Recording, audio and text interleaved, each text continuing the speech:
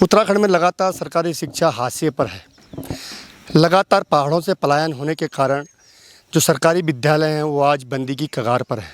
साथियों, मैं इस समय हूँ राजकीय बालिका इंटर कॉलेज पैडुल में, जो पौड़ी से मात्र 14 किलोमीटर की दूरी पर है, और ये विद्यालय भी बंदी की कगार पर है।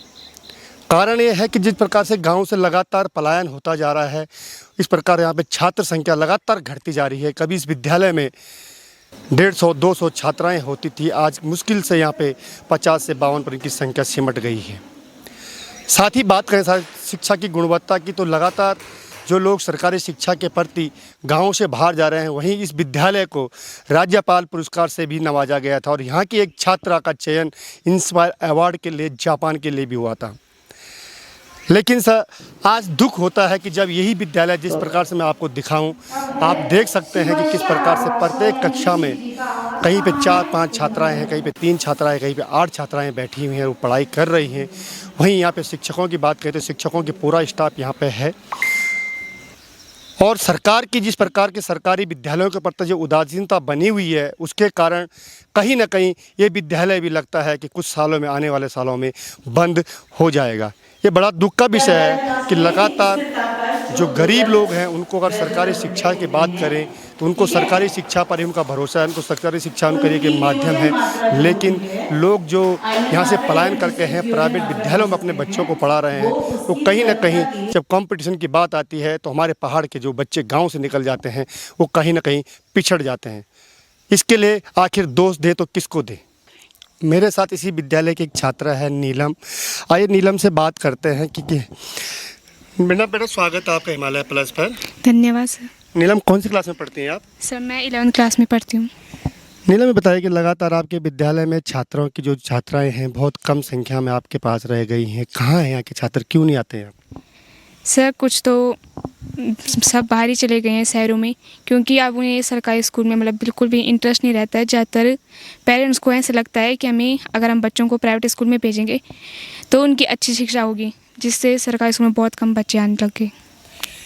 आपके विद्यालय में किस प्रकार की व्यवस्था है पढ़ाई की? व्यवस्था हमारे स्कूल में बहुत अच्छी है। यहाँ सभी टीचर हैं, उपलब्ध हैं, अच्छी पढ़ाई होती है और कई बच्चे तो सिलेक्शन भी होते हैं छात्रवृत्तियों में, बहुत कुछ अच्छा होता है। आप भी कुछ गेम खेलते हैं क्या? जी हाँ, हम गए थे, हैंडबॉल में जाते हैं, राज्य स्तर में गए थे, क्रिकेट में जाते हैं और बच्चे बैडमिंटन में, कई खेलों में जाते हैं बच्चे बाहर। देखा, नीलम का भी कहना है कि यहाँ के बच्चे लोग सरकारी शिक्षा की तरफ से नहीं, प्राइवेट की तरफ की, शहरों की तरफ निकल रहे हैं। और एक बेटी और है मेरे साथ। आजा बेटी, इधर आ जाओ। क्या नाम है बेटा आपका? सर नंदिनी। नंदिनी, कौन सी क्लास में पढ़ती हैं नंदिनी आप? 12th में। 12th में। नंदिनी, किस प्रकार से देखते हैं आप कि लगातार आपके साथ छात्र संख्या यहाँ पे कम हो रही है, बच्चे नहीं आ रहे गाँव से? गाँव में बच्चे हैं कि नहीं है?